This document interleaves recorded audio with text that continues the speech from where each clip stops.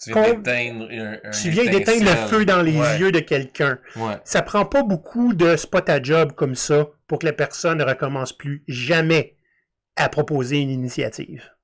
Hey, on a eu une 3e année record. Vos salaires n'ont pas monté, là, parce que c'est difficile financièrement. Mais c'est une 3e année record. Merci.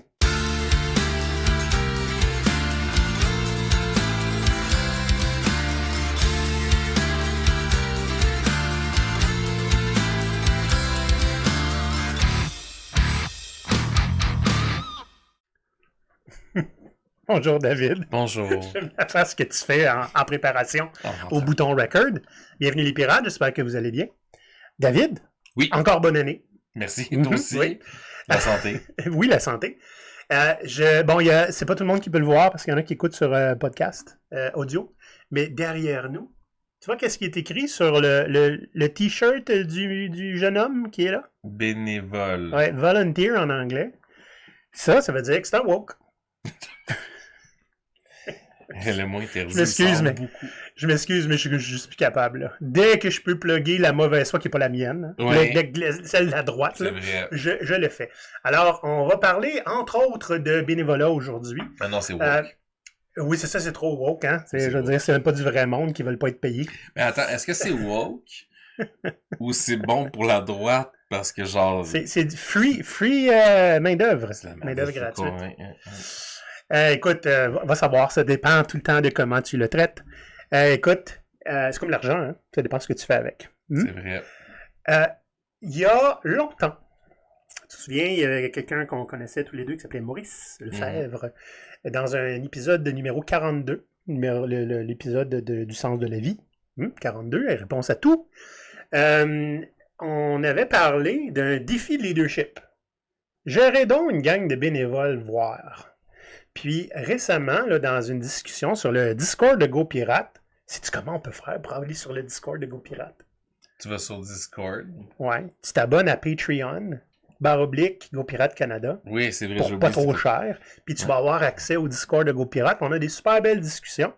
Et il y avait un de nos fans, nos amis et contributeurs, Simon Gaboury, qui est tout le temps un petit peu dans l'entourage de GoPirate, qui avait parlé, qui avait fait une capture d'écran d'un post LinkedIn qui disait essentiellement là, la loyauté des employés, ça ne s'achète pas.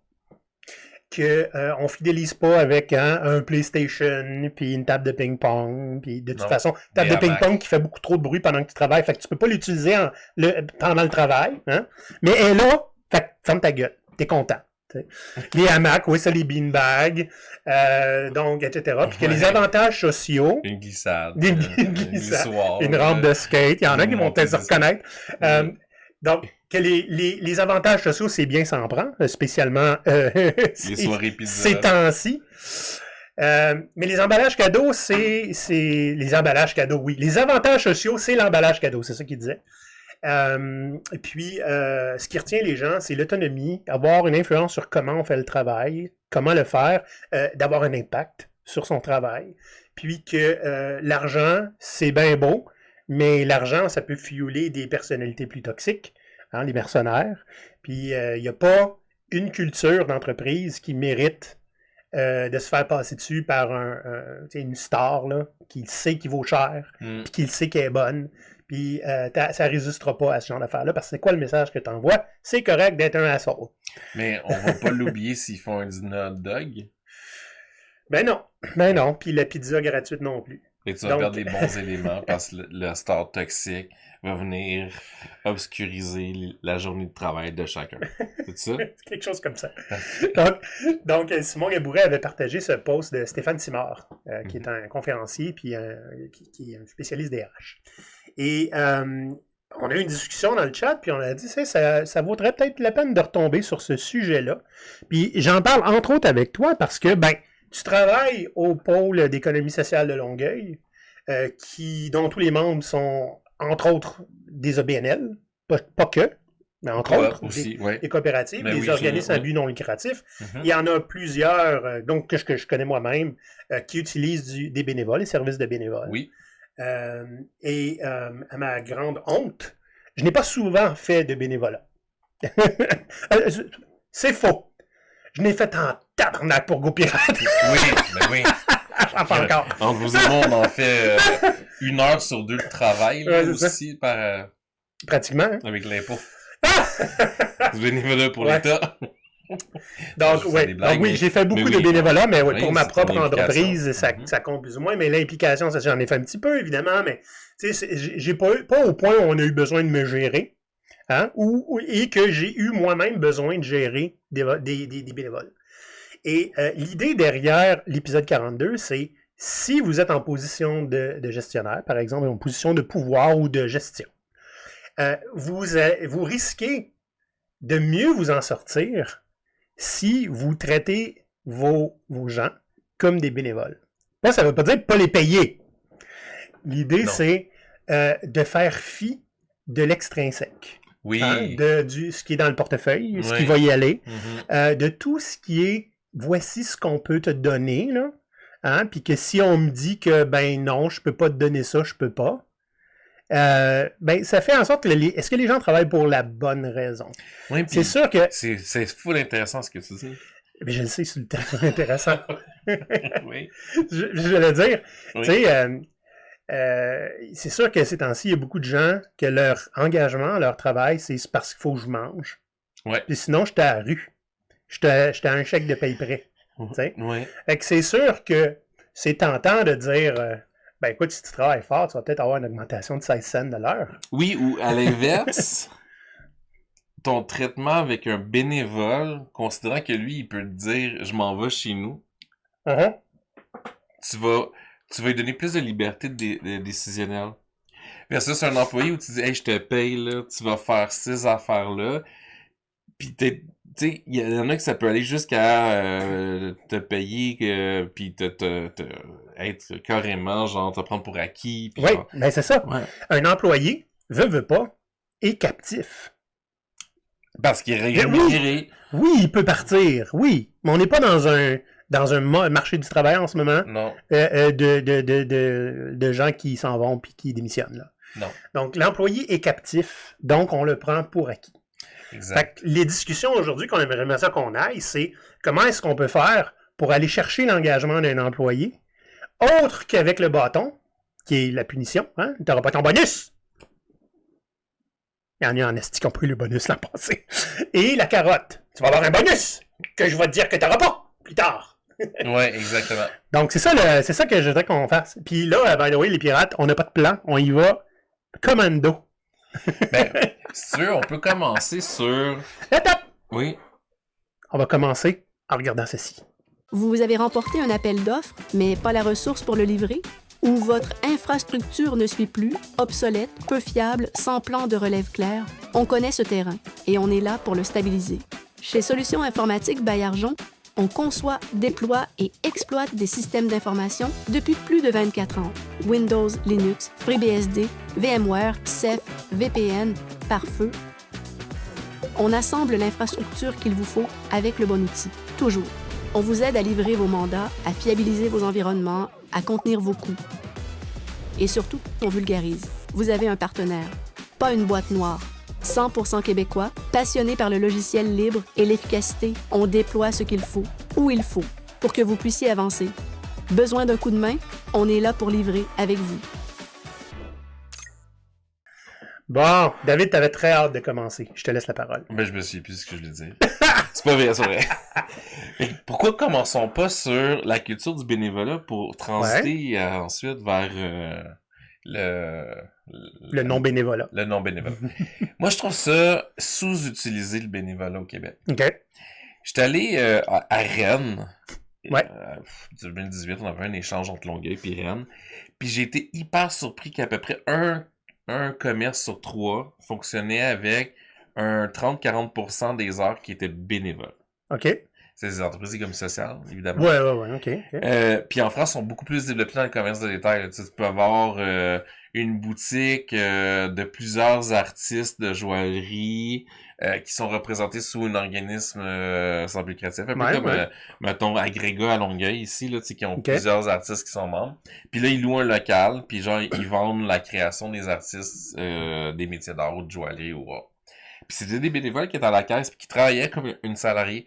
Ici, au Québec, t'as des plateaux de bénévolat pour des jeunes différents. Par exemple, Trisomie 21. Ouais. On salue les cuisiniers différents par rapport à ça. Oui. Il en manque. C'est un manque criant. La santé publique, les CRDI, tout le monde dit on a trop d'employeurs qui veulent absolument des subventions, fait qu'ils donnent des emplois, mais on n'a pas aucun plateau de bénévolat pour les amener à être professionnalisés. Puis là, quand t'en as qui n'ont pas leur subvention, ce qu'ils font, la première affaire qu'ils font, s'en va à Cube et à TVA. Puis il dit ouais, c'est de l'exploitation de jeunes déficients, ça. Mais non, on est en train de leur donner genre des capacités extraordinaires qui vont tomber sur le marché du travail par la suite, puis les autonomiser, puis la santé publique le reconnaît qu'il y a des bienfaits qui est proprement, exclusivement au bénévolat. Oui. Et au plateau de bénévolat. J'aimerais ça faire un bémol. Oui. Parce que je suis d'accord, effectivement, qu'il y a des gens qui vont... s'il y a moyen de chialer, ils vont trouver moyen de chialer. C'est ça qui fait lever les codes d'écoute. Hein? Oui, mais on a répliqué Mais, après. ben, c'est ça. Mais, tu sais, mais effectivement, puis ça, c'est quelque chose qui est pas souvent considéré.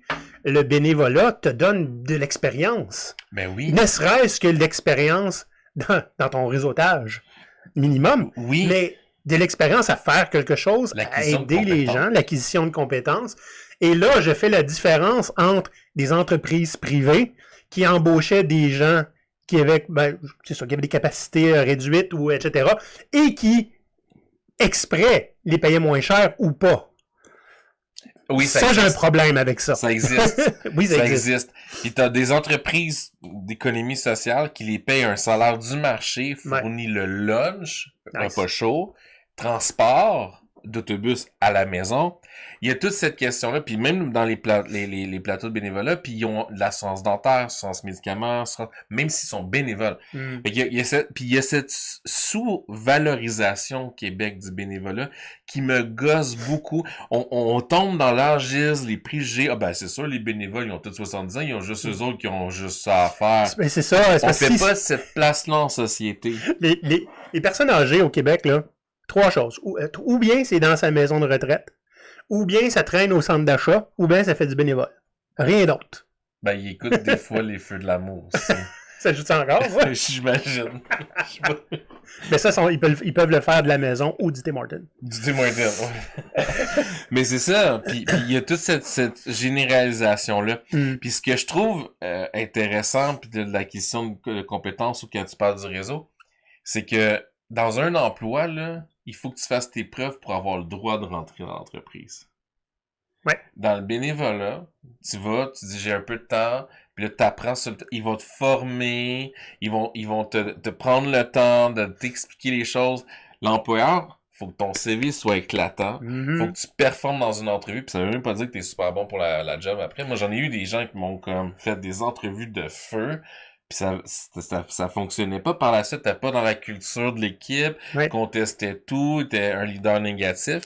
Puis t'en avais d'autres qui étaient très timides, intimidés par l'entrevue ou autre, puis finalement c'est devenu des personnes extraordinaires. Il y en a beaucoup qui récoltent des postes parce qu'ils sont excellents à passer des entrevues. Oui.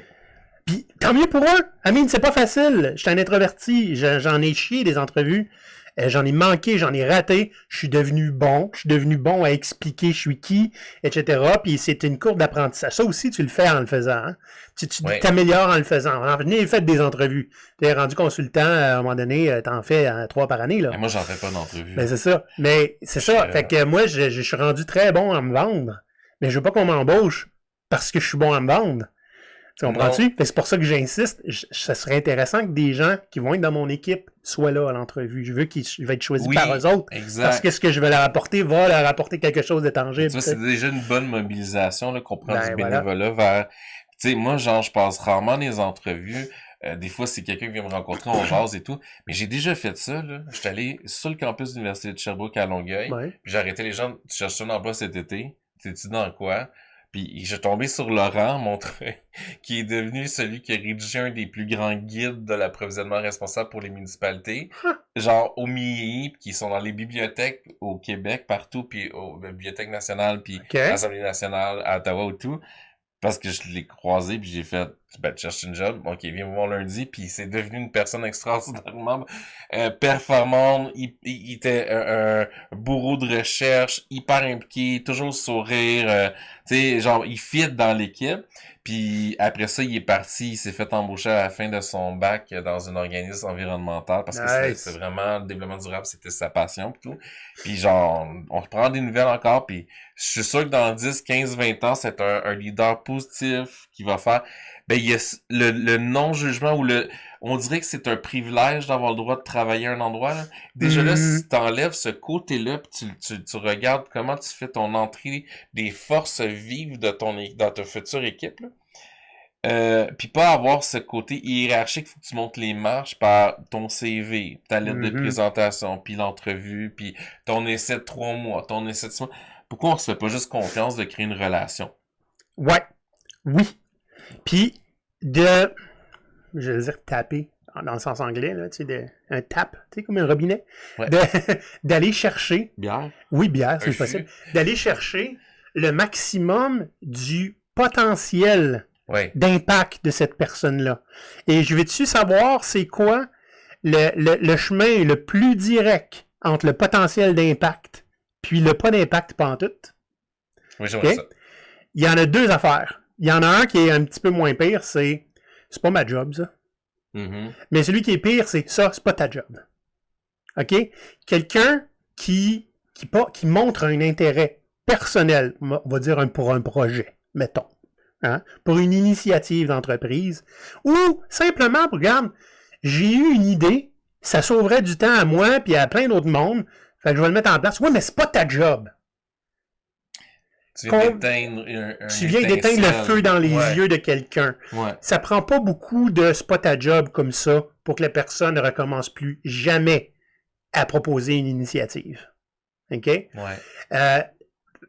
Imagine cette personne-là qui est bénévole dans un OBNL puis qui dit « Hey, j'ai pensé à un truc, ça pourrait améliorer le processus ou ça va sauver du temps à bien du monde. » OK? Tu vas en avoir qui vont dire « Ah, c'est pas pour ça que tu es là. » Tu vas en avoir.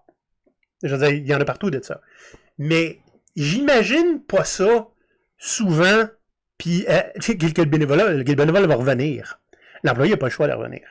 Le bénévole, lui, il peut juste faire comme, ben, je vais aller le faire ailleurs. Puis tu sais, je veux dire, puis là, je veux pas... C'est parce que, tu sais, on les dit souvent, tu sais, Olivier, tu parles beaucoup des coopératives, des OBNL, tu sais, c'est pas tout le temps rose. Je le sais. C'est pourquoi il y a du monde dedans. Oui, c'est c'est sûr qu'il y a quelqu'un qui va dire « Hey, ce que tu proposes, c'est essentiellement ma job, puis je veux pas que tu fasses ma job. Non. » Fait que, chut! OK? Ça va arriver. Mais la plupart des OBNL... changement dans les OBNL aussi. Mais la plupart des OBNL qui ont besoin de bénévoles peuvent pas passer à côté de ce genre d'initiatives-là. Non. Ils en ont besoin. Ouais. OK? Donc, puis là, on parlait, tu sais, c'est le titre de l'épisode, là, comment engager les gens sans la carotte et le bâton. Il n'y a pas beaucoup de carottes dans le bénévolat, à part la promesse, si on veut dire, d'avoir un impact positif sur la vie de quelqu'un, sur un projet, sur ta localité, quoi que ce soit. Je ne vois pas pourquoi les gens feraient du bénévolat s'il n'y a pas quelque chose de positif qui en sort. Effectivement. À part, ben, je veux dire, ben, j'aide un ami. Il a sa petite business, puis il déménage, je vais aller l'aider. C'est une forme de bénévolat, mais je veux dire, tu as aidé ton ami, il y a quelque chose de positif qui en sort. Mais pourquoi aller faire du bénévolat pour, genre, l'entraide chez nous, ici à Longueuil, que j'aime beaucoup, qui a des bénévoles là-bas. Beaucoup de bénévoles. Qui ont maintenant un petit marché, puis qu'on peut ramener là, des choses qui peuvent être réutilisées par des gens dans le besoin. Ben, ils ont beaucoup de bénévoles, eux autres. C'est sûr qu'il y en a peut-être qui vont là parce que c'est leur réseau. Hein? Je veux dire, c'est leur social. Oui. Mais ils savent aussi qu'ils ont un impact positif et sont peut-être aussi des gens, souvent, c'est des gens qui ont eu besoin, à un moment donné, d'avoir un organisme qui les aide puis qui se sentent capables de redonner comme ça. Tout à fait. Fait que, tu sais, je veux dire, c'est fort. Il y a des jeunes de plus en plus aussi. Beaucoup de jeunes. À l'entraide. Je pense que il y a un virage dans les valeurs. Les jeunes, ils ont une conscience du développement durable. Pas juste environnemental. Ouais. Le développement durable, ça peut être toutes ces questions sociales. Réutiliser, pas gaspiller, pas jeter, bon. Puis aller donner du temps dans un organisme qui va aider les gens qui sont vulnérables. T'sais. Ouais. Parce qu'ils se disent, si j'étais à la place de la clientèle de l'entraide chez nous, j'aimerais ça que ça continue. Fait que j'essaie de faire mon petit bout de chemin, mon effort. Tu sais. Oui. Donc, moi, je le fais en parlant. Tout à fait. J'aime beaucoup l'entraide chez nous. C'est à quelques coins de rue d'ici. Donc, tu sais, c'est ça. Comment est-ce que tu peux... Ben, t'as pas le choix quand t'as des bénévoles. Il faut qu'il y ait un impact positif au bout de ça. Ce qui n'est pas nécessairement la norme ou obligatoire chez un employé. Non. En fait, l'impact positif qu'ils ont, c'est sur le compte de banque de la compagnie ou des investisseurs, généralement. Mais, puis c'est normal. Ça prend de l'argent pour vivre, puis arrêter une compagnie, ça passe par l'argent, t'as pas le choix. Mais c'est pas quelque chose qui peut tenir longtemps, ça. Hey, on a eu une 3e année record. Vos salaires n'ont pas monté, là. Parce que c'est difficile financièrement. Mais c'est une 3e année record. Merci. Tu sais, comme, nous, on habite la périphérie de Montréal, n'est-ce pas? Tu sais comment toutes les radios de Montréal sont les radios numéro 1 de Montréal. Oui. Il faut le dire avec cette voix-là. La radio numéro 1 de Montréal! Oui, ça dépend de quelle segmentation de clientèle. Puis ça dépend quel chiffre tu as regardé. C'est ça. Mm-hmm. C'est quel âge ils ont. Ils ont-tu un œil, 2 yeux? Tu sais, tu peux être numéro 1, genre chez les cyclopes édentés dans les soirs de pleine lune. Là. Écoute, savais-tu que Go Pirate est le podcast numéro 1 avec des auteurs qui portent des chapeaux de pirates et des costumes de pirates et qui parlent en français québécois? Oh, c'est parfait ça. N'est-ce pas? On est oui, on a eu un petit peu de compétition là, parce qu'il y a eu les Pires moments de l'histoire qui a fait un épisode sur les pirates, là, mais ça, écoutez-le pas, là, c'est pas un... Il y a personne qui écoute ça.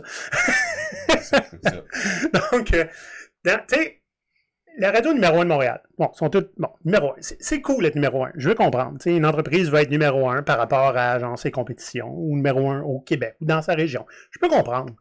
Puis il va y avoir certainement une impression de fierté chez les employés qui ont contribué très fort à aller chercher, surtout si tu étais numéro 16 l'année d'avant. T'sais. Mais à un moment donné, ça a une limite. Puis tu peux pas tant la dépasser. Puis un des... Je te le disais tantôt, puis je vais le dire ici, là, Go Pirate va avoir beaucoup plus d'invités cette année. Des invités d'économie sociale, des invités des dirigeants de BNL qui font des trucs... vraiment positif par la société, que c'est important ce qu'ils font, mais aussi c'est impressionnant ce qu'ils font. Puis, un des buts non avoués que j'avoue ici en public, c'est parce que je veux que le monde fasse... Moi, je construis une application qui aide les gens à attacher leurs chaussures en faisant 7 nœuds automatiquement. Puis, eux autres, ils aident les gens dans le besoin. Puis, j'ai l'impression que ma job est peut-être pas aussi importante que ça, dans le fond. Tu comprends? Et cette réalisation-là, je veux que les gens qui réalisent, tu sais, j'ai des super talents, mais développer une application pour faire livrer la bouffe à chien directement dans le bol de mon gros chien dehors, c'est peut-être pas ce qui est l'avenir de la société. L'application numéro 1. Non, mais c'est l'application numéro 1 chez les jeunes de 15 à 29 ans qui ont un Saint-Bornard dans un quartier spécifique. Qui sont capables de faire de l'unicycle. Oui. C'est parce qu'ils boitent, c'est pour ça qu'ils peuvent pas aller nourrir leur chien. Exact.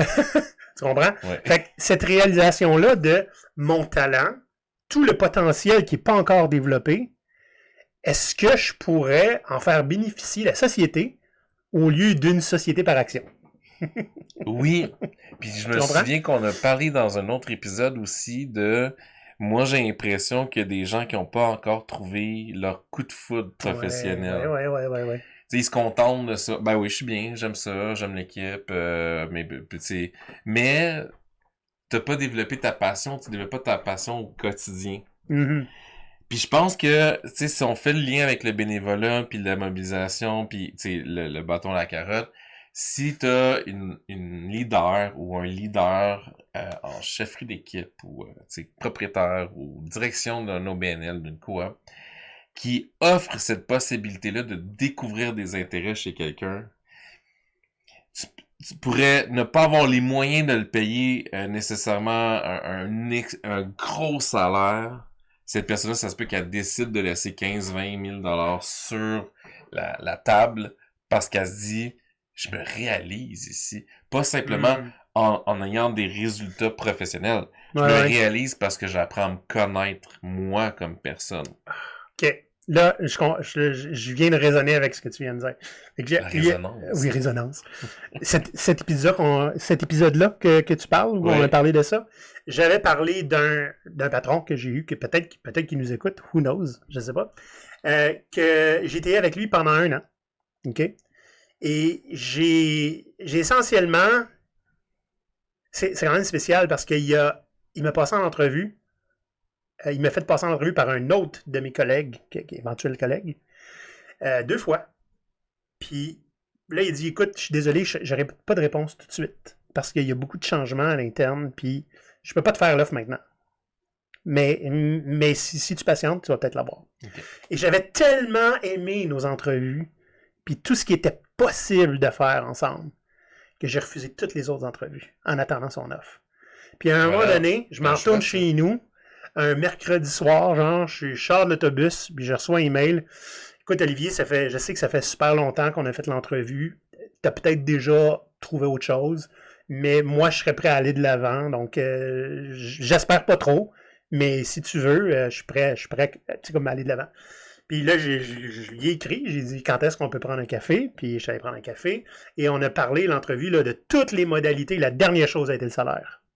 J'étais pas là pour le salaire. Là. Ouais. Ça me prend un salaire. Mais, puis, tu sais, au final, je lui ai dit à la fin de l'entrevue, quand on s'est serré la main, là, j'ai turn down toutes mes autres entrevues. J'attendais ce téléphone-là, ce email-là. Parce que je savais que là, je partais de un gars cynique et désabusé du travail, puis je m'en allais mettre en place les choses en lesquelles je crois. Je vais pouvoir, ce que je disais à l'époque, devenir le gestionnaire que j'ai toujours eu besoin d'avoir. Voilà. Puis ça a été pour moi un laboratoire d'expérience sur les humains. Spécialement, puis j'ai beaucoup blogué à l'époque. J'avais un blog qui s'appelait Primos Populi, encore disponible aujourd'hui, si je ne me trompe pas. T'as juste perdu les codes pour rentrer dedans? Non, je veux dire, il est encore là, c'est juste que je n'ai pas écrit depuis 2019 dedans. Okay. Mais il est encore là, encore disponible, puis je mettais beaucoup d'emphase sur le recrutement plus humain. Parce que j'avais tellement souffert, justement, toutes les entrevues avant de me rendre là, que montre-moi ton CV, on m'offre mes pantoufles, alors que moi je voulais changer, je voulais faire autre chose, je voulais devenir gestionnaire, tu sais, j'étais pas gestionnaire à l'époque, je l'avais déjà été, je voulais y retourner. On n'arrêtait pas de m'offrir un trou carré, en souhaitant que je sois assez malléable pour fitter dans le carré. Sauf que moi, je suis difforme. Comprends-tu? Fait qu'on... Fitte le trou, s'il te plaît. Fait que moi, je dis non, au contraire, je vais essayer de trouver une place qui va me permettre de prendre la place que j'ai besoin de prendre, qui va être capable de capitaliser sur ce que je peux amener de positif, puis qui va être capable de renforcer ce qui l'est moins fort chez moi. Tu sais, parce que c'est pas juste le fun d'être manager. Des fois, c'est difficile aussi. Oui. Puis j'ai des faiblesses comme tout le monde, puis je voulais devenir meilleur dans ces côtés-là. Et écoute, ça fait toute la différence. Et ce boss-là, jusqu'à temps que je rencontre Maurice, je l'aurais suivi jusqu'en enfer. En enfer! Pas aux États-Unis, par exemple, mais en enfer, oui. C'est ça. Oui. Fait que, tu sais, tout ça, là, c'est pour une personne. Mais pas parce que c'était lui. Parce que, à cause de ce qui... C'est ça, ce qu'il était capable de m'offrir. C'est un lieu d'éclosion. Exactement. Puis lui, il disait, je crois pas au management traditionnel. Je pense que les gens doivent... les gens sont assez intelligents pour prendre des décisions eux-mêmes.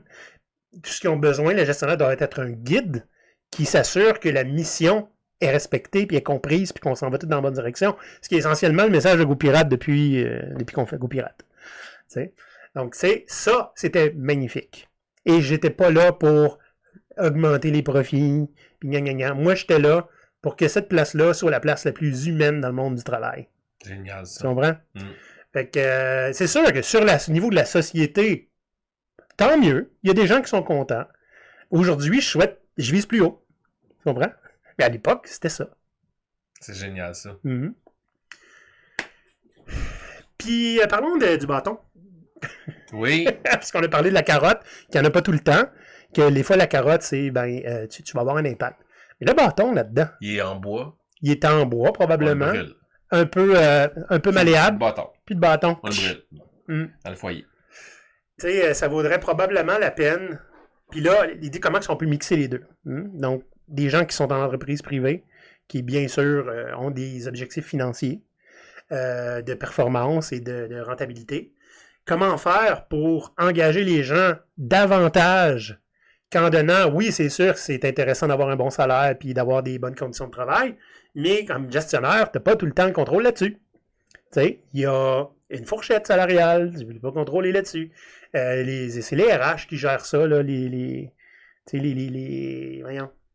avantages sociaux. Moi, je n'ai pas le contrôle là-dessus. Fait que, comment est-ce que tu peux utiliser la motivation intrinsèque des gens pour leur permettre de se réaliser, dans le fond. Puis, je pense, moi, sincèrement, je pense que ça passe par... D'abord, premièrement, il faut t'oublier, là, quand tu es gestionnaire. Oublie l'idée de rendre les gens heureux. Tu n'as pas ce pouvoir-là. Ben, Si c'était le cas, tu serais multimilliardaire, puis tu ferais juste comme... Ah, puis il y aurait quelqu'un d'heureux, tu sais. Tu peux pas faire ça. Par contre, tu peux créer un environnement propice pour que les gens puissent, en guillemets, amener au travail ce dont ils ont besoin pour être heureux. voilà. Et ça passe par, écouter, savoir c'est quoi les aspirations. Je sais, c'est dégueulasse, là, mais faut que tu parles à ton monde. Ben, écoute, là, tu sais, on parlait de bénévolat. Ouais. Moi, ce que j'ai toujours, puis je fais beaucoup les visites d'entreprise membres chez nous, puis je me rends compte, c'est un esprit de famille, les bénévoles au sein d'un organisme ou d'une entreprise sociale. Ils racontent ce qu'ils ont fait en fin de semaine, et ils savent qu'ils s'en vont en voyage. Il y a cette question-là de développer une relation humaine que dans le travail, c'est comme si c'était pas obligatoire parce que je te paie. Exactement. C'est pas obligatoire, là, savoir comment tu vas, Olivier, puis qu'est-ce que tu vas faire dans tes vacances de Noël. On s'en fout. Je te paye, fais ta job, puis essaie de pas trop jaser à la machine à café. Oui. Puis, je veux dire, je te paye. C'est pas mon problème si tu as des soucis financiers. Je te paye. C'est pas mon problème si... écoute, tout le monde a un parent qui va mourir un jour, là. Reviens-en. La fatalité... non, je suis pas capable. Ça, je m'en... Reviens-en. Tu sais, laisse ça chez vous, tes sentiments, là. Hein? Tu sais, juste savoir ça. Puis tu regardes, ça, c'était un exemple que j'avais aussi dans cette entreprise-là. J'ai carrément demandé, en entrevue, combien de jours de maladie? Combien de fois tu es malade dans l'année? Voilà. Si t'es malade, tu restes chez vous. Ça, c'était à l'époque où il n'y avait pas trop de télétravail encore. Ouais. T'es malade, on veut pas te voir. Si t'es malade, 300 jours sur 365, ça se peut qu'on ait une discussion, voir ça va dessus, puis on peut-tu faire quelque chose? Mais, tu sais, autrement, là, si t'es malade 6 jours, prends 6 jours. T'es malade 8 jours, prends 8 jours. Puis s'il y a quelqu'un qui vient dire « Hey, comment ça, lui, il a 8 jours? » Oui, mais toi, t'as été malade combien de jours? 6, t'es as-tu pris? Oui, bon, c'est ça. C'est l'équité. Tombe malade, tu t'en veux vite. L'égalité, c'est l'équité. C'est ça. Pas que tu aies le nombre de jours de congé. C'est les deux ont été malades, les deux ont eu le nombre suffisant de jours pour guérir. C'est ça. Fait que, tu sais, puis oui, égalité, équité, tu sais, moi, je le vois comme, si tu veux être juste, c'est pas de donner les mêmes permissions aux gens. C'est de comprendre ce dont ils ont besoin, puis de prendre des décisions en conséquence. Je veux pas dire de dire oui à tout, là. Ben non. Il y a des choses qui sont clairement impossibles. Mais tu sais, je veux dire, quelqu'un, il déménage, mais déjà arrivé, il veut prendre une journée de vacances. Dude, prends une journée de congé ordinaire, là. Ouais, mais je suis pas malade. Non, mais ça. C'est quoi, tu vas venir, tu vas-tu travailler en déménageant? Ouais, ou est-ce que tu vas déménager 3 fois par année à chaque année? C'est ça. Non. S'il y en a un qui vient se plaindre parce que toi, ça a donné que le 1er juillet est un mercredi, hein, puis que lui aussi, il déménage, mais lui, il déménage un samedi, puis il veut son congé. J'ai dit, dude, le jour où tu me déménageras un mercredi, tu viendras me voir. Hein, on va s'arranger. Ouais. Fait que c'est un petit peu du cas par cas. Et est-ce que ça peut créer des... oui, ça peut créer des problèmes, de cas par cas. Oui, mais ça crée aussi une forte attractivité sur le marché de l'emploi. Là. Oui, puis ça s'explique une décision. Un employeur quand même très cool. Fait que ça s'explique une décision. Donc, écoute, je sais pas que j'ai pas grand-chose à ajouter à part le fait que tes valeurs, c'est super cool, les valeurs. Mais c'est pas pour ça. Mais en fait, non, c'est pas vrai. C'est pas vrai que c'est pas pour ça que des gens vont travailler chez vous. Non, non, c'est pas ça. C'est que, tu sais, un dernier point, puis parce qu'on l'a répété ad vitam aeternam, donc je vais pas trop m'étendre là-dessus, mais il y a des gens, il y a des entreprises qui ont des super hautes valeurs, puis effectivement, c'est devenu beaucoup du marketing, les valeurs. Ce qui n'est pas une mauvaise chose. Je veux dire, c'est cool. Hein? Si t'es capable de vendre tes valeurs, là, pas les vendre, mais tu sais, de montrer que t'en as, parce que genre les actions font en sorte que tu peux les constater. Ben oui. On n'est pas dans le greenwashing, le social washing. Pinkwashing, titwashing, whitewashing. Ouais, le washing. Là. Washing washer. Moi, je pense que oui, parce que tu vas contribuer à ce que d'autres entreprises, même privées, là, à côté de toi, qui disent ben peut-être que moi aussi, je devrais me poser la question pourquoi il fait ça. Ouais. Puis ça peut créer un mouvement, puis ben la transition socio-écologique. Exact. Puis tu sais, les valeurs, c'est parce qu'il y a des valeurs qui sont très, très centrées vers toi. Puis la première chose que tu apprends quand tu as des cours whatever sur le leadership, it's not about you. Exact. Fait que tu sais, si les valeurs, c'est ben écoute, nous, on est super transparents entre nous, puis on est une famille. Je m'en crisse, it's about you. Tu sais, il y a un de mes clients que eux ils disaient, nous, 100% je vais rester dans le flou, là, mais 100% de tous les trucs qu'on remplace là, sont recyclés. Puis il y a quelqu'un, un employé qui fait comme oh my god, vous êtes les premiers à dire une affaire de même. Moi, c'est super important l'environnement. Je vais tout faire pour travailler avec vous autres. Il a eu la job. Il l'a eu. Je veux dire, oui, il est passé bien des places en entrevue, mais il a vraiment insisté que ça, là, pour lui, c'était le numéro 1 qui l'incitait à vouloir travailler là. Totalement. C'était pas pour travailler, c'était une entreprise qui a un gros nom. Oui, il y a le salaire, c'est sûr, mais il y a d'autres places qui ont des salaires. Lui, c'était parce que puis il y avait quelque chose à montrer là-dessus. Il y avait une initiative tangible, rapportée et augmentée année après annne, avec des chiffres. Ouais. En fait, il s'est mis le singe sur l'épaule. Je connais pas ça, cette expression-là. Non? Très pirate. C'est comme, tu sais, mettons que tu fais quelque chose pour donner la balle à soit dans ton camp. Ouais. Mais tu sais, quand c'est une responsabilité, ben c'est genre, tu mets le singe sur l'épaule. OK. Ouais. Donc, j'aime ça dire ça. Ben oui. Donc, tu sais, ça, c'est un bel exemple. Ça, c'est un moyen d'augmenter l'engagement. C'est en pensant pas juste à remplir tes poches. Puis t'évites le bâton. Ben, c'est ça. Au lieu... C'est plus avec un spaghetti de piscine. Oui, ça, c'est plus drôle. Oui. Donc, écoutez, je ne sais pas si on a réglé le sujet. Je pense pas. Non, je pense qu'il y a un tome 3 qui va arriver un jour. Bah, probablement. Mais tu sais, l'idée étant que les outils traditionnels qui sont utilisés pour garder les gens. Puis souvent, je comprends que ce soit salaire puis avantages sociaux parce que souvent, les gens ils trouvent qu'ils n'en ont pas assez. Fait que c'est la première affaire qu'ils vont dire. J'ai de la misère à arriver. Ils vont le dire. Mais une fois que ce besoin-là est comblé, tu sais, là, la pyramide de Maslow, là. Oui. OK? C'est quoi que tu t'identifies? Il y a des pyramides de Maslow aussi sur l'engagement puis la motivation. Oui. Puis tu veux des gens qui sont sur le top.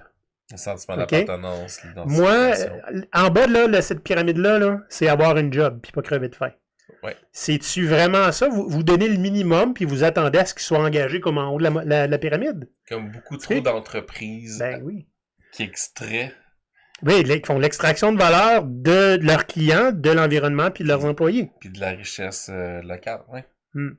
Puis là, c'est sûr que il y a bien des gens qui nous écoutent. C'est sûr que si votre modèle d'affaires, c'est de chialer parce que le salaire minimum n'arrête pas d'augmenter à chaque année. Mais d'abord, merci de nous écouter. Peut-être que ça va faire du chemin dans ta tête. Who knows? Mais d'essayer d'utiliser leur engagement alors qu'ils crèvent de faim, ben honnêtement, ce modèle de salaire-là qui mise sur la pauvreté des employés, c'est ça. C'est terminé, là. Ces entreprises-là ne méritent pas d'exister. Non. Parce que Maurice l'a un jour dit, aucune, et même les OBNL, aucune organisation n'a un droit acquis à exister et à avoir des employés. Ça se mérite. C'est vrai. Je pense que je vais finir là-dessus. Finis là-dessus. Côté Maurice Lefebvre. Point, David. te mets le singe sur l'épaule. Merci, c'est très gentil. Le singe invisible. Ou est-ce que tu le vois vraiment? Ou... Si? Est-ce que tu le vois vraiment, le singe? Je répondrai pas à la question. Alors, les pirates, faites-nous signe si vous avez déjà été bénévole. Qu'est-ce qui vous branchait si vous avez des gestionnaires qui n'utilisent pas juste le salaire et la menace de ne pas avoir de bonus pour vous faire avancer. Faites-nous signe, qu'est-ce qu'ils utilisent, qu'est-ce qui vous branche dans votre travail, qu'est-ce qui fait que vous êtes encore là. Et si vous êtes encore là parce que, par dépit, vous n'avez pas le choix, venez m'écrire. Il y en a des jobs en économie sociale. Puis je suis pas du genre à faire des plugs d'habitude, mais si vous allez au pôle aglo, agglo.ca, on a un répertoire. Vous avez du temps à donner bénévolement, vous allez trouver sans doute une organisation qui correspond à vos valeurs. Puis si vous voulez chercher des emplois, mais vous allez avoir une grande liste, puis vous pouvez aller consulter leur site web, voir s'ils diffusent de l'affichage de postes aussi. Mais c'est correct que tu plugues Pôle Aglo, parce que toi, tu travailles au pôle d'économie sociale de l'agglomération de... Oh, Montana! C'est vous autres! C'est nous autres. On n'est pas... C'est pas d'elle, là. Pôle Aglo, c'est parce qu'au début, on avait dit Pesal. Ouais, tu t'aimais moins ça. J'aimais pas ça. Hein? Pesal, j'aime pas ça. Pôle Aglo. Pôle Aglo. Merci, David. Merci, Olivier. C'est très apprécié d'être venu faire ton petit tour en début d'année comme ça. Avec plaisir, merci le oui, avec plaisir. Je vous rappelle qu'on a des magnifiques tasses, n'est-ce pas? Des tasses, de la merch de GoPirate. J'en ai des cool, là, je vais aller te montrer, avec des petits slogans vraiment niaiseux dessus. C'est « Restez calme, briser une règle, vide le pavillon noir ». Oui, ça c'est la première qu'on a faite. Mais allez voir les autres, là, c'est gopirate.com/boutique. Il y en a qui sont vraiment drôles. Puis on avait surtout fait ça pour les rencontres lors de la pandémie, pour faire rire les collègues. Il y en a qui sont très baveux. Ah, je vous laisse là-dessus, les pirates. On se revoit à la prochaine. Bye bye.